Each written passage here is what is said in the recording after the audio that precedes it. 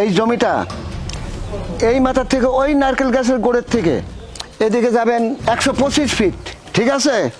ঠিকভাবে ধরেন, তাহলে মাপও ঠিক পাবেন। ঠিক আছে, মাপ শুরু করেন।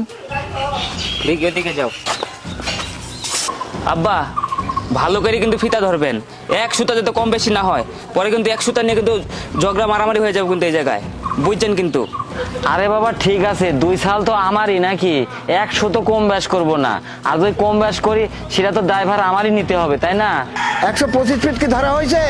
হ্যাঁ 125 ফিটই ধরছি। আচ্ছা ঠিক আছে, ওই জায়গায় একটা খুঁটা গাড়েন, আর এই মুড়া এই জায়গায় একটা খুঁটা গাড়েন।